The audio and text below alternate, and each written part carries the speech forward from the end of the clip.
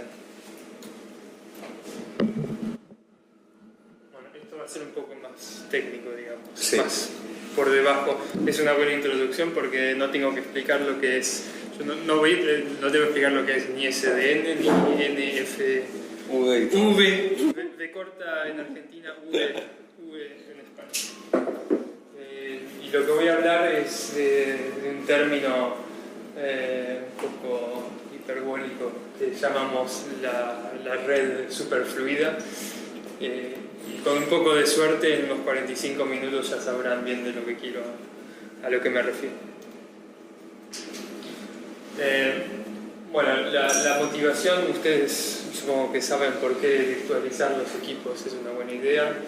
Pueden bajar los costos, pueden implementar nuevos servicios rápidamente. Si hay algún problema con la máquina virtual, no afecta a las otras. Y podés tener distintos tenants en un mismo servidor. La pregunta es, esto tiene unas muy buenas ventajas y la idea es, ¿podemos adaptar este modelo para la red y convertirlo en algo incluso más fluido?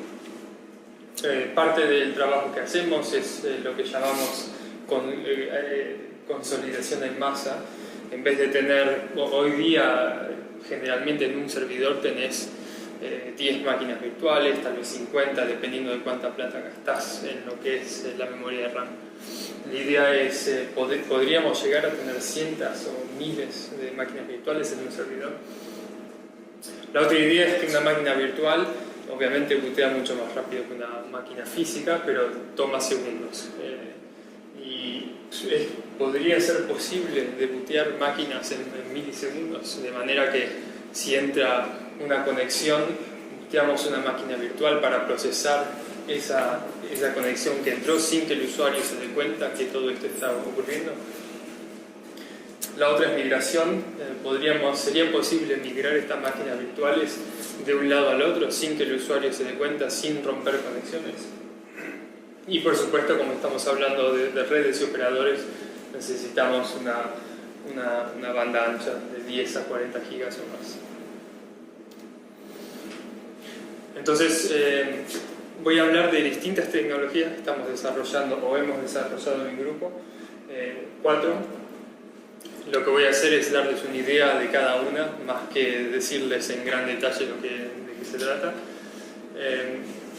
Tenemos un sitio donde la mayoría de las cosas de las que voy a hablar tenemos código fuente para que ustedes, si no creen estos números, pueden bajar el código e intentar usarlo ustedes mismos. Bueno, el primer tema es ClickOS, que es básicamente una implementación de NFV.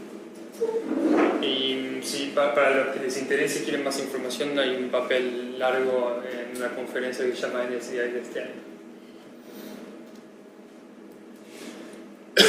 O sea, la idea, como explicó, es transformar lo que eran equipos, los que se llaman middle boxes, estos equipos de hardware, en software. En vez de utilizar un equipo caro, compras un servidor de x86 y le instalas software virtualizado, y eso es el equivalente de lo que antes era un firewall de un fabricante.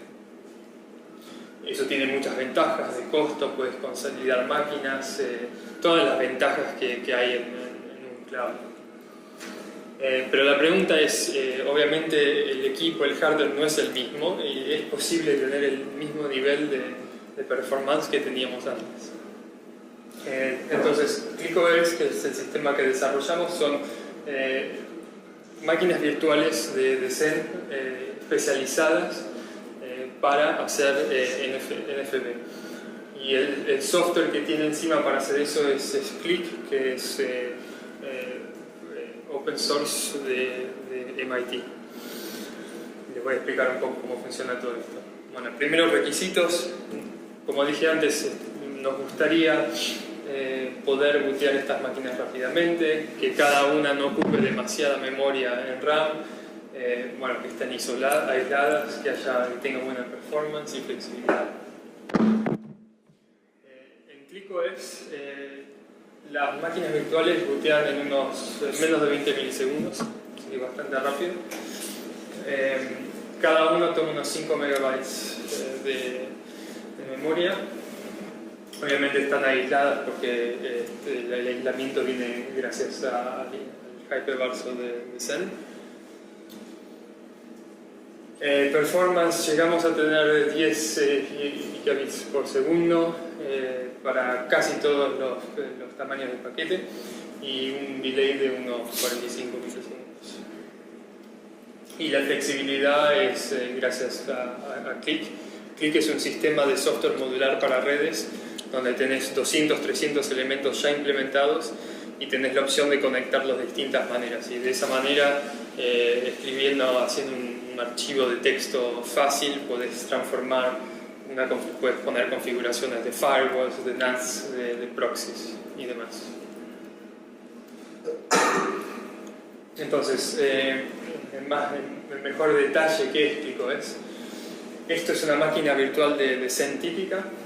Tenemos lo que se llama una capa para virtualización que habla con el hardware. Por encima de eso tenemos el sistema operativo, que típicamente es Linux o FreeBSD o incluso Windows. Y por encima de eso las aplicaciones. Y eso en Zen se llama DOM-U, que quiere decir dominio de usuario. En el caso de ClickOS esto se mapea tenemos la misma capa para virtualización. En vez de usar algo como Linux, usamos un sistema operativo minimalístico que se llama MiniOS. Esto viene con la fuente de Zen, se puede bajar y tener MiniOS. Y por encima de eso ponemos Qlik, y a toda esta máquina virtual la llamamos ClickOS. El trabajo que hicimos fue construir el sistema para poder compilar estas máquinas virtuales. Tuvimos que emular la manera de controlar Qlik, porque Qlik en general es software que anda en Linux y tipeas comandos y configuraciones en Linux para configurarlo, pero el problema es que en MiniOS no hay una consola. Entonces tuvimos que encontrar una manera de emular ese tipo de control. También trabajamos para reducir este tiempo de booteo para llegar hasta menos de 20 milisegundos. Hicimos muchas optimizaciones al plano de data para llegar a estos 10, 20, 30 gigabits por segundo. Y también implementamos distintos equipos y middleboxes. Obviamente no tengo tiempo para cubrir todos esos temas, entonces solo les quería dar una idea del tipo de trabajo que hicimos. Estas son las optimizaciones para el plano de data. No sé cuántos saben sobre Zen, pero básicamente en Zen hay una máquina virtual privilegiada, que es la que habla con el hardware de este lado, en este caso la tarjeta de red, y tiene los pilotos. Y a esto se conectan distintas máquinas virtuales. En este caso, el sistema privilegiado tiene el piloto para la tarjeta de red. El piloto está conectado a un switch de software. Y este switch de software después conecta todas las máquinas virtuales a la tarjeta de red. En Zen hoy día este switch es Open vSwitch, que creo que Pedro lo mencionó hace unos 20 minutos. Lo primero que hicimos fue cambiar ese switch porque no es suficientemente rápido. Introducimos un switch que se llama Vale. Vale es un switch desarrollado en la Universidad de Pisa por Luigi Rizzo, con quien colaboramos para mejorar incluso el switch. O sea, que lo primero que hicimos fue reemplazar ese switch. Lo otro que hicimos, después acá lo que tiene Zen, tiene un piloto virtual de red de este lado y se comunica con un piloto virtual de red con todas las máquinas virtuales del otro. Y lo que hicimos fue básicamente simplificar ese piloto de red y hacer una conexión básicamente directa entre este switch y las máquinas virtuales. Y unas cuantas optimizaciones más que no voy a cubrir acá. Pero les voy a mostrar un poco los resultados que esto da. test, hicimos unos cuantos tests, pero los que les voy a mostrar básicamente muy fácil, básicamente son 3 máquinas. ClickOS y Zen andan en una del medio, y los otros 2 lo usamos para generar paquetes y medir la cantidad de paquetes que llegan. Estas son las especificaciones del server del medio. No es para nada caro, este tipo de servidor se puede comprar por, yo diría, unos 1.500 euros, y usamos tarjetas de Intel de 10 gigabits por segundo. Creo que una de estas con 2 puertos sale unos 500 euros, 400, 500 euros. En este gráfico tenemos la cantidad de paquetes en millones de paquetes por segundo acá, y acá tenemos distintos tipos de equipos, pero esto es obviamente todo en software, de routers, firewalls, NATs, birras y demás. Las distintas barras son distintos tamaños de paquetes. Para los paquetes más chicos llegamos a tener unos digamos 5,5 millones de paquetes. Eso obviamente es variable.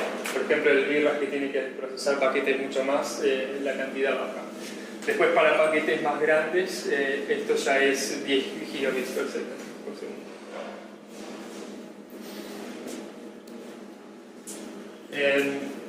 Este test, básicamente lo que hicimos es enchufar más tarjetas de red a este servidor para ver si podíamos llegar a tener más de 10 gigabits por segundo, y la respuesta es sí, básicamente llegamos a tener hasta unos casi 30. En esta máquina, en la cual tenemos solamente 6 procesadores, y 3 de ellos se ocupan de las máquinas virtuales. Hoy día se pueden comprar máquinas con 64 procesadores por unos 4.000 euros. Esta máquina hoy día no cuesta demasiado. Hablé también de querer poner más de 10 o 20 máquinas en el mismo servidor. En este gráfico llegamos a tener hasta 100, y lo que logramos es que también llegar a tener, esto es para, de nuevo, distintos tamaños de paquetes, pero incluso con los paquetes más pequeños llegar a tener hasta 5 millones de paquetes por segundo. Incluso cuando tenemos unas 100 máquinas virtuales andando y utilizando solo 3 procesadores para las 100 máquinas. Delay, demoras. Les dije que Zen tiene este dominio privilegiado que está directamente conectado a la red. La demora es de 41 microsegundos, y ClickOS, o sea, con la máquina virtual, es solo de 45, es más bajo que este de acá, Linux.u, es la máquina virtual andando con Linux, que es de 106, e incluso es más bajo que distintas configuraciones con KVM. Bueno, eso fue ClickOS. No sé si les pido preguntas ahora o al final, da igual. Como tú veas. Bueno, si tienen preguntas, háganlas ahora, si no al final vuelvo. El segundo tema es lo que llamamos mini cache, que son caches de contenido virtualizadas. Básicamente lo que estamos viendo es que la Internet básicamente hoy día es una red de video, más que nada. Más o menos un 60% de todo el tránsito en la Internet es video. En los Estados Unidos, 1/3 del tránsito en las horas pico es Netflix, nada más. Y estos números van a incrementar. Y lo mismo, esto también es cierto en las redes de móviles. La mayoría de los videos son entregados por CDNs como Akamai y Lamplight, y es bien sabido que la performance de un CDN depende de la distancia entre el contenido y el usuario. Entonces, lo que hacen los CDNs es introducir estos caches de contenido en los operadores lo más cercano al usuario posible. Algo que es un poco más reciente es que algunos operadores están desarrollando lo que se llama micro centros de datos en lugares de presencia, más que nada un rack lleno de servidores que potencialmente se podrían alquilar a otros fabricantes o operadores de CDN. O también más recientemente hay un papel, un white paper que se llama Mobile Edge Computing, que es básicamente instalar servidores al lado de base stations, que también podría ser utilizado para desarrollar CDNs. Entonces, ¿qué es Minicache? Minicache es como ClickOS, una máquina virtual de Zen, pero en vez de tener TIC acá arriba como la aplicación, tenemos un software de Content Cache, básicamente un servidor de HTTPS con disco rígido, con un sistema de archivo y demás. Está también basado en MiniOS, como ClickOS también, pero tiene un stack de red para poder hacer comunidades.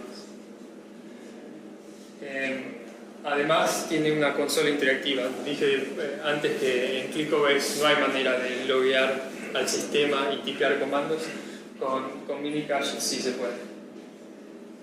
Y la idea es poder crear CDNs virtuales cuando se necesitan y no sin la necesidad de hacer gastos innecesarios. Es decir, uno podría, si yo soy un operador virtual de CDN, lo que puedo hacer es alquilar el equipo que ya fue comprado por un operador o un operador que puso un servidor al lado de una base station o un operador que puso estos centros de datos. Entonces yo lo que voy a hacer, voy a ir alquilando a medida que mi CDN incrementa y tiene más usuarios. La otra ventaja de Minicache es como tiene un stack, tiene una consola y demás, es más fácil desarrollar aplicaciones que van más allá de lo que es NFV. ¿Cuánta memoria se necesita? El mínimo es de unos 8 megabytes. Y después obviamente depende de cuántos videos, cuánto contenido la cache tiene. Pero incluso si contamos unos 65.000 videos, se necesita para lo que es el sistema operativo en sí unos 20 o unos 30 megas. Obviamente a eso hay que sumarle el contenido, los videos separadamente. Y rápidamente, ¿cuán rápido bootea estas máquinas? Lo que hicimos es bootear una máquina de Minicache unas 100 veces y podemos ver que está entre unos 80 y 100 milisegundos. Bastante rápido. La tercera tecnología es este switch que mencioné muy brevemente antes, que se llama Vale, que lo usamos para conectar las máquinas virtuales a las tarjetas de red en los sistemas que mencioné antes, pero también se puede usar como un switch aparte, por ejemplo, para las redes de SDN. Vamos a saltar eso. Estoy seguro que saben que hay muchos software switches hoy día, gratis, de código fuente, que se pueden bajar. Entonces, ¿para qué se necesita un switch de más? Lo que hicimos fue armar esta tabla, listando todos los switches que están y ver si tienen ciertas características que son importantes, tipo la cantidad de paquetes que pueden procesar, el uso de los procesadores, cuántos puertos pueden tener, la flexibilidad del procesamiento que tienen. Y lo que vimos es que, por ejemplo, los switches que tienen los sistemas operativos FreeBSD o Linux e incluso OpenVSwitch, el problema que tienen es que no tienen una banda suficientemente ancha. Y eso es lo que estamos mostrando en el gráfico ahí arriba. Más recientemente, no sé cuánta gente conoce lo que es Intel DPDK, que permite procesar paquetes de manera más rápida, y basado en eso Intel también desarrolló básicamente el equivalente de OpenVSwitch usando DPDK. Ya todo eso se llama DPDK vSwitch, es básicamente un OpenVSwitch acelerado. Entonces, ese switch sí tiene una capacidad de procesamiento alta, pero el problema es que usa lo que se llaman pilotos de Pauling. Quiere decir que el CPU está siempre activo a pesar de que no haya paquetes. Entonces lo que hace es, te da una capacidad de procesamiento alto, pero te consume muchos ciclos de CPU. Entonces lo que tratamos de hacer con nuestro switch es lograr tener banda ancha, baja utilización de CPU y densidad a muchos puertos y flexibilidad de procesamiento. Entonces, para darles una idea de la arquitectura, básicamente lo que hacemos es un poco como OpenFlow, separar lo que es mover paquetes de un puerto a otro de manera rápida, que eso lo llamamos la fábrica del switch, de la decisión, es decir, si un paquete entra por este puerto, ¿cómo decido a qué otro puerto lo mando? Eso lo llamamos la lógica del switch. La fábrica del switch la implementamos nosotros, es parte de Vale, y la lógica del switch la implementan usuarios. O sea, nosotros tenemos ejemplos de lo que se puede hacer, pero si por ejemplo un operador no quiere implementar una lógica distinta, es decir, por ejemplo, si quiero matchear un paquete que viene con un MAC address A y mandarlo a un puerto 3, eso lo único que hay que hacer es escribir un pequeño programita en C, instalarlo y cambió lo que es la lógica del switch. Y lo que la fábrica provee es alta velocidad. Solo quería mostrarles un gráfico. Esto es una comparación de Vale con el switch de DPDK de Intel. Lo que podemos ver acá son distintos números de puertos virtuales hasta 10. Lo limitamos a 10 porque Intel DPDK necesita un procesador por puerto y solo teníamos unos 12 en la máquina. Entonces, de 1 a 9, de este lado tenemos gigabits por segundo y del otro tenemos la utilización total del CPU, de las 10 CPUs, de 100% a 1000%. Entonces lo que podemos ver es que en términos de gigabits por segundo, DPDK anda un poco más rápido, un 10% más rápido. Esto es para paquetes mínimos, 64 bytes. Una vez que llegamos a 128 bytes, tanto Vale como DPDK van a 10 gigabits per segundo. Entonces, acá hay una pequeña mejoría de la parte del switch de Intel. La diferencia es en la utilización de CPU. Como dije, el switch de Intel siempre va a usar 100% de CPU porque tiene este sistema de Pauling. Dicen que lo van a eliminar en el 2015, pero por ahora se nota que a medida que vamos agregando puertos y procesadores, aumenta de 100 en 100 la utilización del procesador.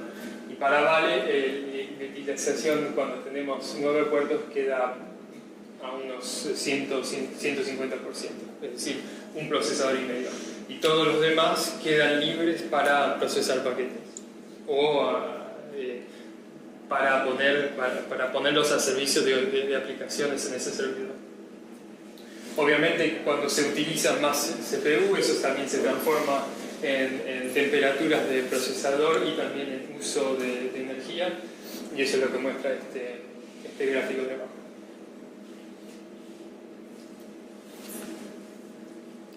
El último tema es lo que llamamos consolidación masiva. Si este tipo de temas les interesa, hay unas diapositivas mucho más extensas y una presentación que hizo un colega mío este año en el Zen Developer Summit. Bueno, a ver de qué se trata. Hasta ahora he estado hablando de tratar de consolidar máquinas virtuales hasta 100 en uno de los gráficos en un servidor, pero no estaría bueno tratar de poner miles de máquinas virtuales en un servidor o hasta 100.000. ¿Es posible? ¿Es una locura? ¿De qué serviría? Al mismo tiempo sería bueno poder tener esto, pero al mismo tiempo poder bootear las máquinas rápidamente y lograr que el tiempo de booteo sea constante más allá de cuántas máquinas virtuales están andando en el servidor. Obviamente los sistemas de virtualización nunca fueron desarrollados para tener tantas máquinas virtuales. Entonces hay muchas limitaciones de base cuando uno trata de poner 100 o 200 o 300 máquinas virtuales en un sistema como Xen o VMware o lo que sea. Entonces lo que notamos es que si uno baja Xen y lo instala y trata de poner tantas máquinas virtuales como posible, suponiendo que tenemos suficientemente RAM en el servidor, llegamos hasta unas 300 y después dice Xen dice ya no puedo más, a pesar de que en la máquina tal vez nos queda todavía 100 GB de memoria. Después hay otras, estas son limitaciones de lo que llamamos duras. Después hay limitaciones de performance. El problema acá es, suponiendo que podemos poner más de 300 máquinas virtuales en el sistema, el sistema va a dejar de responder. Es decir, que si quiero crear la máquina número 400, ya ni siquiera puedo tipear en la consola porque el sistema no me responde. Entonces, lo que hicimos fue primero un set de primeras optimizaciones. El primero fue cambiar la cantidad de descriptores de archivos en Linux para poder tener más consolas. Porque cuando poníamos 100, 200, 300 máquinas, en algún momento notábamos que ciertas máquinas virtuales ya ni siquiera tenían consolas, no podíamos verlas. También incrementamos el número de terminales virtuales para también arreglar el problema de las consolas. Empezamos a utilizar la versión más reciente de Xen y cambiar parámetros del kernel para aumentar la cantidad de lo que se llama canales de eventos. Canales de eventos en Xen son interruptores virtuales. Cuando un paquete llega, Xen le tiene que avisar a la máquina virtual que un paquete llegó y le manda un interruptor. Si no hay suficientes interruptores, Xen dice yo no puedo crear esta máquina porque no tengo manera de comunicar con ella y no te permite. Tenemos otro problema con el switch que se conecta a la tarjeta de red.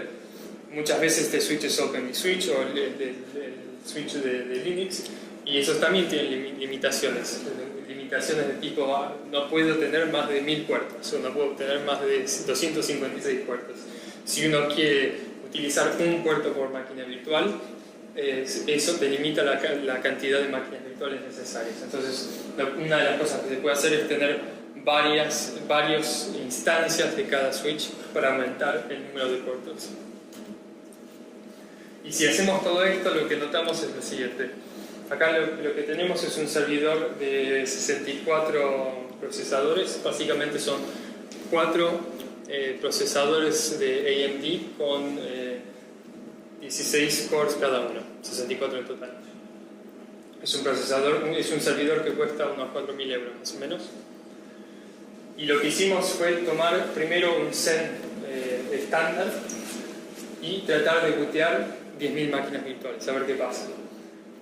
Y lo que notamos es que tenemos una curva exponencial en términos de cuánto tiempo toma bootear las máquinas. Esto está en segundos, o sea, empezamos bien y terminamos muy mal. Y en algún momento el sistema ya ni funciona, no responde. Con las optimizaciones que mencioné, lo que logramos es que el sistema termine de bootear las 10.000 máquinas virtuales y que anden al mismo tiempo en tiempos más o menos razonables.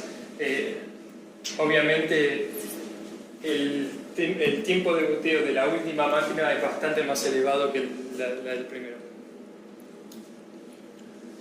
Entonces, la mejoría es que el sistema aún sigue siendo utilizable a pesar de tener 10.000 máquinas virtuales. La consola funciona, podemos matar la última máquina virtual, podemos agregar una más.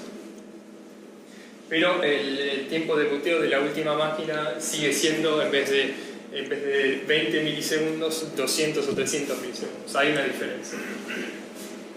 El otro problema es que hay distintos procesos de Xen que consumen mucha CPU. Uno se llama XenStor-D, que es básicamente una base de datos que mantiene datos de configuración de cada máquina virtual. el número de identificación de la máquina virtual, cómo está conectada a la red, ese tipo de cosas. Entonces, para crear una máquina virtual se necesita poder entrar datos a esta base de datos, leerlos y demás. Si este proceso no funciona bien, esto baja la velocidad de creación y muteo de máquinas virtuales. De la misma manera, hay otra aplicación que se encarga de acceder a las consolas de las máquinas virtuales, y eso también funciona no demasiado bien en Zen. Por razones obvias, las personas que desarrollaron tanto Zen como VMware nunca imaginaron que alguien trataría de poner unas 10.000 máquinas virtuales al mismo tiempo en el sistema. Nunca fue un problema antes. Entonces, para resumir, tenemos 10.000 máquinas virtuales de estas minimalistas andando, pero la mayoría del tiempo no están haciendo mucho. Lo único que tienen es una configuración para responder a pings. Entonces, en la primera máquina toma unos 10 milisegundos en mutear, pero la última unos 100 milisegundos. Entonces, eso es algo a tratar. Y también estamos desarrollando, mejorando este consumo de utilización de CPU, mejorando el Zen Console D, cambiando de pol a ePol, bueno, los detalles no importan, y con este cambio logramos que la utilización pase de 100% a 10%. Estamos desarrollando un nuevo sensor, esta base de datos, a la que llamamos Lightweight Sensor, y estamos simplificando lo que se llama el tool stack. Tool stack es todo el código. Cuando uno tipea en la consola, quiere crear máquina virtual nueva, hay todo un código un poco viejo, obsoleto, de Python y por demás, que baja, no solo aumenta la utilización del CPU, sino que reduce la velocidad de creación de máquinas. Entonces estamos modificando todo eso también.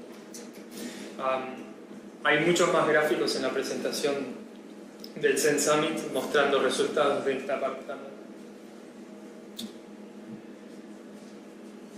Bueno, hasta ahora estamos en 10.000 máquinas virtuales, no están haciendo demasiado procesamiento, funcionaría esto para 6.000, es una locura. Bueno, estamos mejorando el Sensor, el protocolo del Sensor. Vamos en algún momento a tener que ver qué pasa cuando las máquinas virtuales están procesando paquetes de alguna manera útil, no solo respondiendo a pings. En ese momento también se habrán dado cuenta, obviamente, que tenemos muchas más máquinas virtuales que números de procesadores. Entonces, vamos a tener problemas de cómo compartir esos procesadores entre las distintas máquinas virtuales.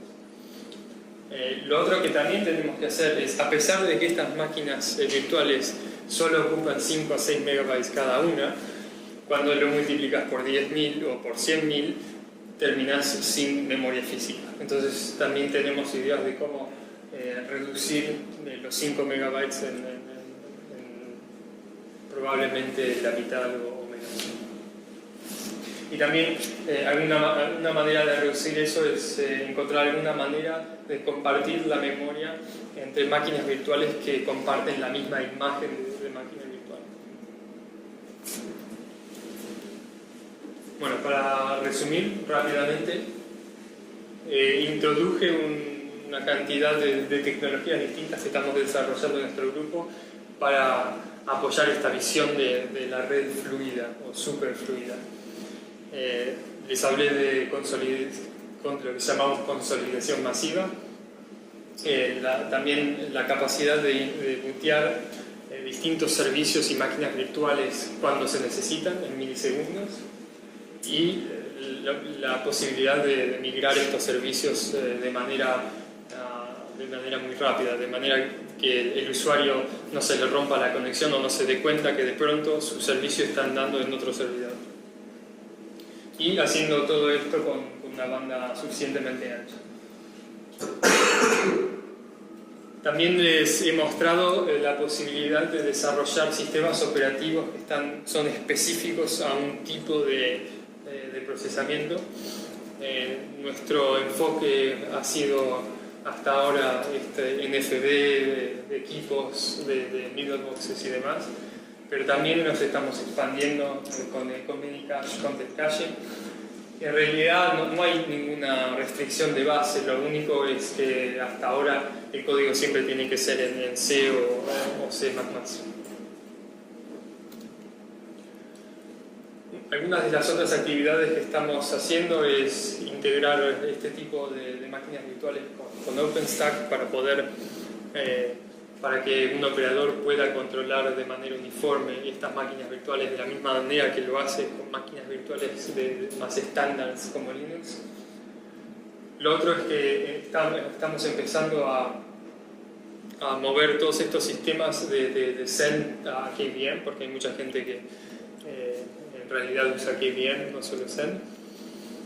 Y más recientemente empezamos a apoyar este tipo de sistemas para procesadores de ARM, lo cual nos permitiría acceso a plataformas mucho más distintas. Hasta ahora lo que hemos estado haciendo es usando estos QB Tracks, que son unas plataformas de ARM de bajo utilización de poder, son más o menos así de grandes, cuestan unos 80 euros más o menos.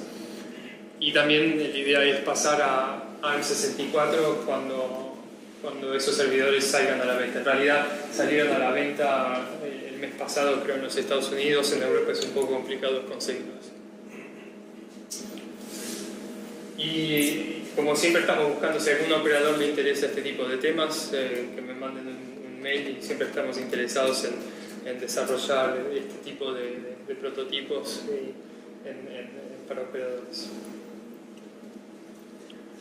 Bueno, eso es todo. De nuevo, si alguno de este tipo de cosas les interesa, mándenme un mail o vayan a nuestro sitio de código fuente. Bueno, ¿alguna pregunta? ¿Están todos totalmente confundidos? ¿La presentación está en lo que las pasaréis? Sí, esa no te preocupes.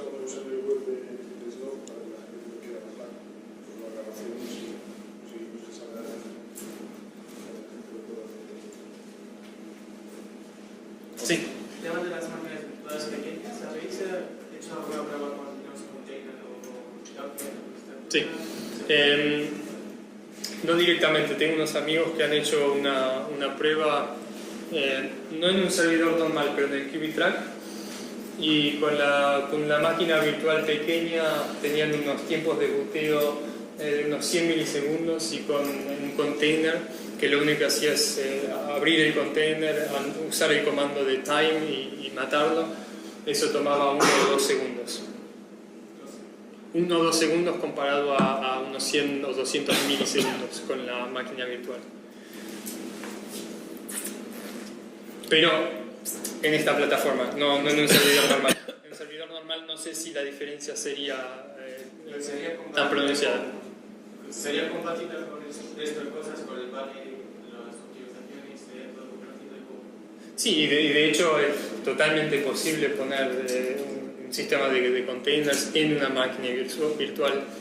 Es decir, pues se podría separar, si tienes 20 clientes distintos, poner 20 máquinas virtuales, y dentro de esa máquina virtual los containers para distintas aplicaciones para ese mismo cliente. Sí. ¿Por qué habéis elegido la opción de crear máquinas virtuales de C muy pequeñas, sí, en lugar de containers? Mucho mejor aislamiento que lo que te permiten los containers. O sea, si estuviésemos en un mundo donde solo podemos poner 10 máquinas virtuales o 1000 containers, capaz que 1000 containers sería la opción y sacrificamos un poco de aislamiento para poder tener 1000 containers. Pero si pudiésemos tener 1000 máquinas virtuales, capaz que es lo mejor de ambos mundos. La cantidad de containers que tienen los sistemas como Docker y el buen aislamiento que te dan los hypervisors tipo Zen. Esa es la meta, en todo caso. ¿Alguna otra pregunta?